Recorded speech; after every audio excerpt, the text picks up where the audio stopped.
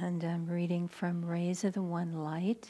These are weekly commentaries on the Bible and the Bhagavad Gita, written by Swami Kriyananda and based on the teachings of Paramahansa Yogananda.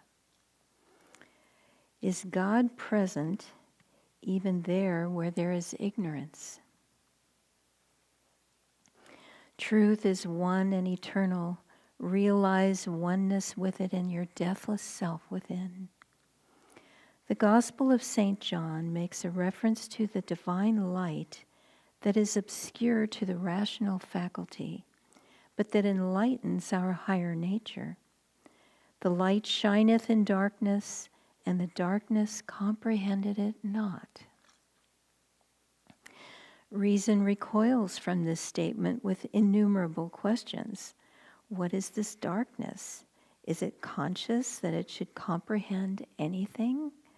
What sort of light would be capable of shining in darkness without transforming it, at least that part of the darkness in which it shines into light? The solution is that divine light, to divine light, even daylight seems like darkness.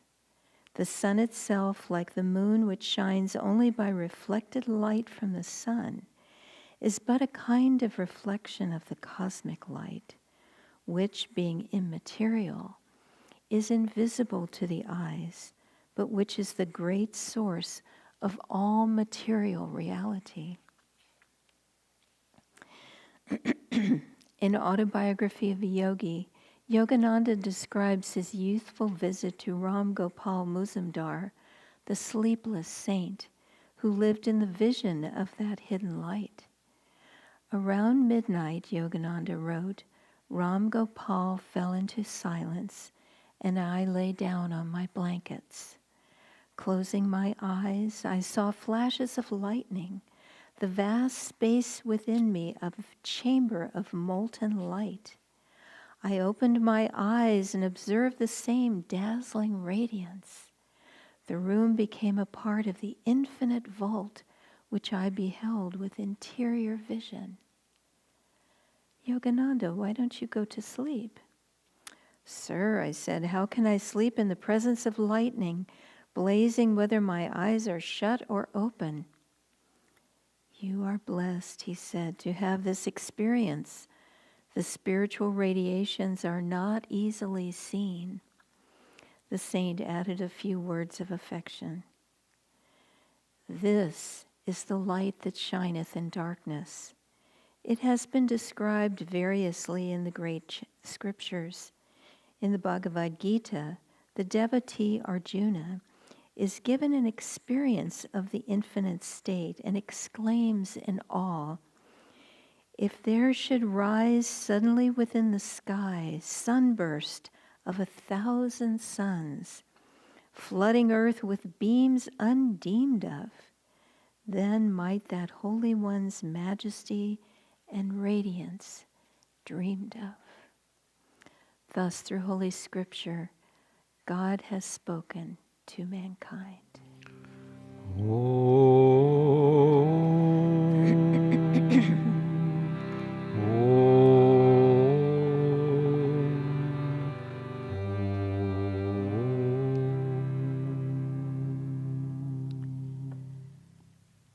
The spiritual radiations are not easily seen. How can we see them? How can we learn to live in the light? Well, first of all, we can visualize it. Just as Yogananda described that inner lightning, the electric vibrations that sustain this universe, as we meditate, visualize that light coming into your body, filling your body, your mind with those spiritual radiations. And most importantly of all, we have to want that light. There's a beautiful chant that Swami Kriyananda wrote, I want only thee, Lord, thee, only thee. And sometimes people say, I feel dishonest singing that chant because I want a lot of other things besides God. I want a new house, I want a new car, I want a new relationship, a new bank account, a new life. I want lots of things. But we have to realize that all of those desires that we have, they're God in disguise. What we really want is bliss. What we really want is soul satisfaction, fulfillment. And we won't get that as long as we chase after all kinds of other butterflies of desires. We've been doing that for many lifetimes, and it hasn't gotten us very far. It's the more we live in that consciousness of wanting God and wanting only what God wants for us that we start to find happiness. A happiness that doesn't fade.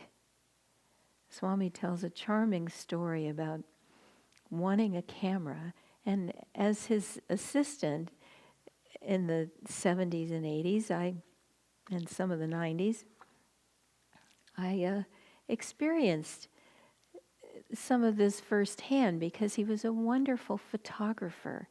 He took thousands and thousands of slides. Very, very beautiful. They're very artistic. And he wanted that camera. And so he tells the story of how he thought he went out into nature and it was so beautiful. And the thought arose, but only if I had that camera I could capture it and share it with people. And so he worked and strived and finally got the camera and took it back out into nature, took photographs. But little by little, the newness faded. And suddenly he wanted a bigger lens, a different this, a different that. Until I finally realized, no. Happiness comes by wanting less, not more. And the more that we simplify our lives, the more that we let go of the turbulence of excitement and live in calmness, the more we see that we can perceive more of God's light. So we have to want His light in our lives. We have to finally have suffered enough to realize that, as Krishna said, we want to get away from God's ocean of sorrow and misery. We want to live in calmness. We want to live in joy. We want to feel those spiritual radiations. We want to have that experience. And the more that desire grows, the more magnetism it has. So we have to cultivate that desire for God, for His light. And we have to invite it. We have to pray to God. I don't want anything else. I don't want the false dancing bubbles of this world. I want you. I want your light. I want to know the truth. I want to be free. I don't want to be bound to this endless wheel of life, death, and rebirth. As Yogananda said, it becomes an anguishing monotony. Why live just to suffer? Live to become free. I was reading a beautiful talk that Yogananda gave on the occasion of New Year's back in 1950, I think it was. And he was saying, learn to value time. How is it possible to become free in one lifetime? It is possible if you can condense your experiences, concentrate, and do your duty in life with efficiency, giving you time to dive into meditation. It's not so easy to meditate in this world. I just had a few days of seclusion in our home while Dharmadas went up to the new retreat land that Ananda, Sacramento now has. And I realized how much distraction there is in my life and how it colors the mind and keeps it vibrating at a certain frequency. And we have to find time to come to a point of stillness without those distractions. It took me a couple of days to just let go of that constant activity, constant texting, constant emailing and working, all those things that we find so important. God is important. The more we rely on Him, the better everything works. So, visualize that light. Cultivate the desire for that light. Invite the light and choose the light. Our lives are shaped to a very great extent by our moment-to-moment choices. That moment when we have a really snappy comeback that we would like to say to our friend, our spouse, our boss, our coworker, whoever it is, it's brilliant. And I think it's in Italian, they have a saying which I can't repeat in Italian, but it says it's better to lose a friend than to miss the opportunity for a good joke. But in the spiritual life, do we want to offend? Do we want to insult? Why? We know it comes right back to us. Learn to control those snappy comebacks and those mean-spirited thoughts and those angry words. Don't stuff them. As the Bhagavad Gita will say, what good is suppression? No, we have to transcend them. We have to think of something of greater value, something that's more important. If it were your child, and that child were sick, feverish, and said something crazy like, I hate you, would you be offended? No, you would give love. You wouldn't give a snappy comeback. You wouldn't be mean or angry. You would pick that child up and comfort them and love them. And that's how we need to be with other people. Giving love, giving support, giving encouragement. The more that we choose that as our reaction, the happier we will be. The more light will be magnetically drawn into us.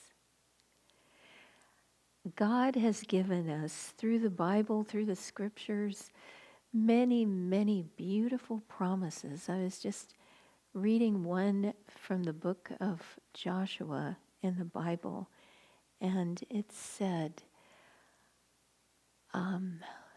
maybe I should read it since I want to make sure I get it right. Yes, be strong and courageous. The Lord will be with you wherever you go. I love that. It's very akin to that thought of fortune favors the virtuous, the strong. Be strong, be courageous. Pull that light of the masters into whatever you are doing. Be their instrument. You're just a little piece of flotsam or jetsam in this world. This body is gone in such a short time. What do you want to be flowing through this little instrument? Do you want the television to be flowing through it? Do you want politics or all the trouble in the world? Or do you want that timeless reality of light? Be a channel of the light.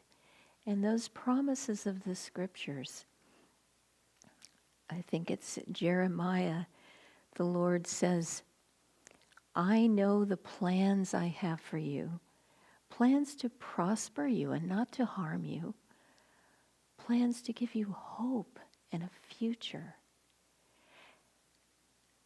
And again, trust in the Lord. Lean not unto thine own understanding. In everything you do, acknowledge God, and He will direct your path. The Bible and the scriptures of India are full of promises, beautiful promises like that. Trust them. Lean on them. Repeat them. Draw that strength into you, into your body, into your mind, into your words, into your actions. Don't rely on passing influences of this world. And in fact, we should be very careful to draw the influences that are beneficial to us. Don't spend time with negative people. Don't spend time with people who are too casual and want you to drink with them, or, just watch movies that are downers. Don't do that stuff. Choose your companions very carefully. Choose those who love God, and they will help you. There's a magnetic exchange between you and your friends, between anyone that you meet and you. That's why Yogananda advised people not to shake hands, because if you shake hands with a stronger magnetism, it will overpower you. And sometimes you don't want that negative power. If it's a saint, then you touch his feet and try to draw that magnetism into yourself to help you. But that's not so easy to have that darshan, that divine sight of a saint. So choose your companions, your influences, the books you read, the movies you watch, the things that you do habitually. Watch them like a hawk and draw to yourself good influences. Pray for them and draw God's divine light into everything that you do. And most of all, if you feel that influence of darkness, and God knows it's easy to see it in the world around, especially with how instantaneously we come to learn about everything on the farthest corners of the planet. And newspapers and online journalism, it's all based on sensationalism, and they know that the negative sells the best. And that's a massive influence. But learn to see God's light even there. There's a beautiful chant of Yogananda's, "Thee I find behind the fringe of my mind." We have to realize that we are not this body, this little scrap of consciousness. As Sri Yukteswar said, the self is a mere idea of God's, resting on a fragment of spiritual light. That's our true identity, an idea in the mind of God. So we have to look for God's light. Even in outward circumstances, I keep reminding myself that what we see in politics and in dictators in different countries, all of these dramas that are being played out continuously and have for thousands and thousands of years. It's nothing new today. All of it is a play of light and dark, helping people like you and me to work out their karma. And there are big waves of energy that are being played out. Especially now, it's a war between the darkness of Kali Yuga and the light coming in through Dwapara Yuga. So keep that broader perspective. Trust that God knows what He's doing. As Anandamoy Ma said, he who made the world, don't you think He knows how to take care of it? So trust in that, and God will be with you wherever you go.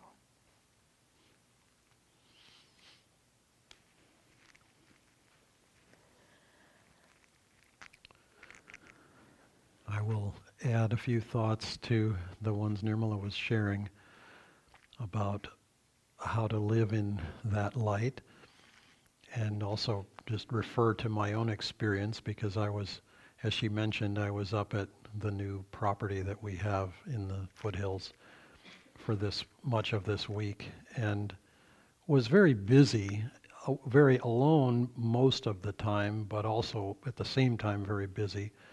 And it was an interesting and lovely experience to be alone, to be able to be quiet and out in nature for some of the time at least.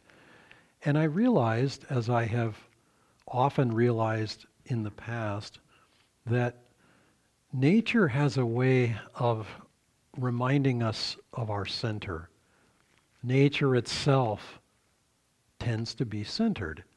Animals are not noted for being couch potatoes. I mean, yes, bears do hibernate, and there are rhythms to life, and they follow that as well. But generally speaking, nature is busy. Now, in the wintertime, that busyness is on the inside. We don't see it so much outwardly. But what we do see, the little creatures are very busy. They're very active. And so it's helpful for us in the times of our life when we're not meditating and inwardly active, to be outwardly active, to have that in our lives as a service, as a way of expanding our awareness beyond the littleness of our personality, of our own sense of narrow self-definition. I had a couple of projects that were helpful in this regard, and one of them was, I could sort of quaintly term this Dharmadas versus the wood stove door. And it was an interesting challenge, because in this house that we have gotten, there are 3 wood stoves. And one of them is in a small apartment that's kind of self-contained, and it has a propane heater in the wall, as many of our apartments here in Ananda Lane do, similar to that. And it's functional. It can heat the space, although when it's really cold outside, it's marginal. And having this wood stove functional, which it wasn't at the time, would be a big help to that apartment. And we had a friend going up there for seclusion starting a few days ago, and it was important, I felt, to get this wood stove working again. Well, the glass had needed to be replaced in the door, and the little retaining metal piece that held the glass, the screws that fixed that piece to the door were broken off in the door. And it's a cast iron door.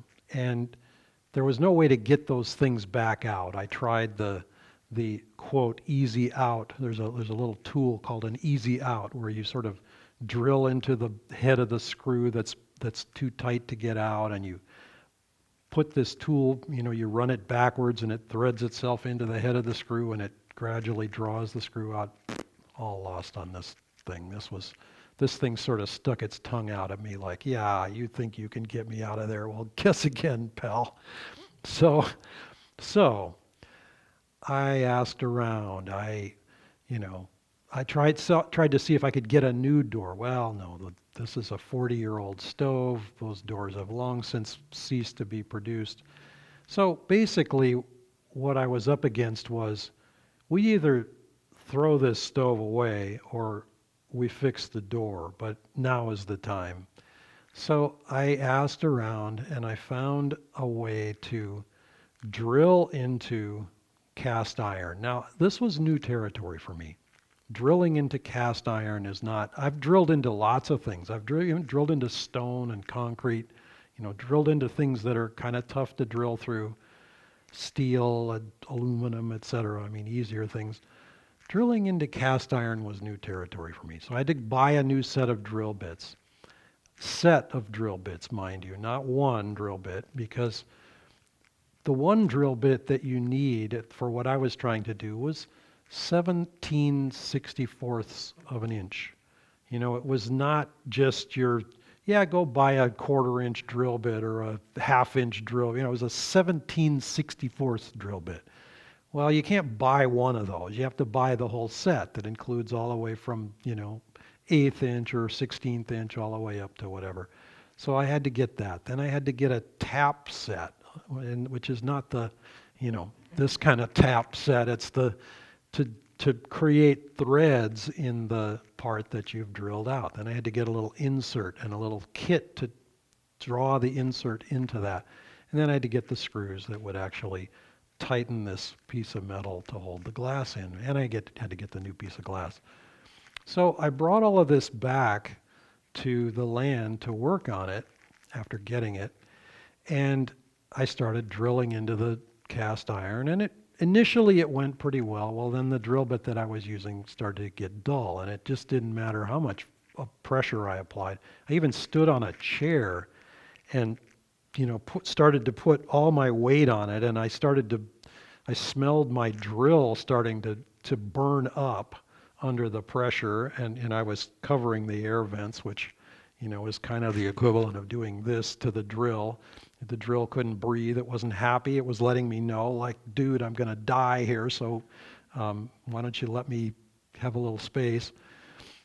Anyway, I ended up having to use a whole bunch of the different drill bits to start with a small hole. I broke a drill bit. Fortunately, the drill bit didn't break in the hole I was drilling.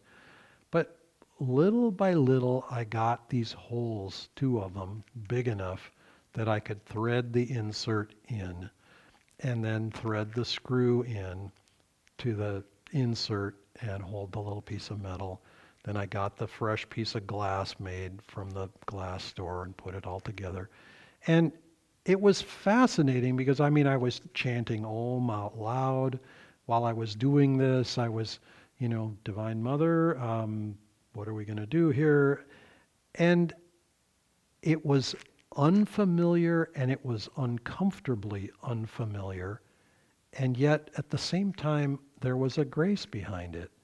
And ultimately the door got fixed, the glass got set in a safe way, and now the stove is functional. And that stove can turn that little apartment into a sauna, I found out the first time I fired it up, and realized that there isn't an easy way to turn it down. It sort of goes. It burns really, really hot if you load it up. But I could appreciate there is an aspect. We have, many of us have heard Yogananda referring to divine consciousness is ever new joy. And I had the realization, and more so this week than at other times, that on a human level, as human beings, we look for happiness. But we can't sort of grasp it. It kind of runs through our fingers like water does or air does if we try to grab onto it. But if we point our energy in the right direction, then we will find that happiness has crept in behind us. And by offering ourselves into the newness of an experience like that, drilling into cast iron, new territory for me. It's uncomfortable to be in unfamiliar territory, to not know if you will succeed or not. And to have the experience, now I can share this experience because it did ultimately succeed. But if I had failed and if the door had, not worked out and we had to throw the stove away and we had to buy a new stove, that would have been known. And I would have felt on some level like, oh, I didn't succeed. And it was interesting to sort of deal with that level of discomfort as well. But to recognize that ever new joy on a human level often translates as, I have to try something new, or I have to try something more challenging than what I've done before. I saw recently a picture that was kind of charming and shocking at the same time, if you can put those two things together in the same sentence. It was a picture of a woman in a bathing suit in water with a sledgehammer. And and she was wearing a kind of a wool stocking cap. And it's a Scottish woman on a lake in the Highlands of Scotland. And when she takes her morning swim in the winter time, she has to use a sledgehammer to break the ice on top of the water. So this is her swinging a sledgehammer to bash the ice out so that she can go for it. And she was not wearing a wetsuit. This was a regular bathing suit. Getting into the water. I'd actually segued onto an article that I read recently about the importance of being cold sometimes, that it's healthy for us to get cold sometimes. I don't necessarily recommend jumping into the frozen lake and bashing it out with a sledgehammer unless you have a constitution that allows for that. But nevertheless, the principle at least applies that occasionally it's good to have that stimulating challenge because human nature likes to create routine, likes to have it be familiar, likes to sort of economize. And I learned this Nirmala and I have made a commitment to walk 1,000 miles a year, 1,008 miles a year, for quite a few years running as part of our Joyathon pledge, and which adds up to around 3 miles a day. And I learned that when you start something like that, in the first week to 2 weeks to 3 weeks, as the body is sort of going from relatively being out of shape to getting a little bit more in shape, there is tremendous growth. There is tremendous growth of, muscle tone, of, health benefit. But once at a certain level, after a certain period of weeks, it's like the body and the consciousness has learned to economize. And so there isn't as much growth. It's like we've plateaued off. which is something that happens to our spiritual life as well. And so it's good. I noticed in spending time in this house, just in little dumb ways, I would walk into the room, there's 4 light switches. I'd flick one, no, it wasn't that one. No, and I was like, I'd had to think, okay, it's the lower one on the right that turns on that particular light so I can see what I'm doing. Otherwise, I'm switching on the outside light, switching on the garage light where I just came from that I had just turned off, etc. And it's helpful to go into those unfamiliar situations because it forces the mind and the consciousness to activate that ever newness.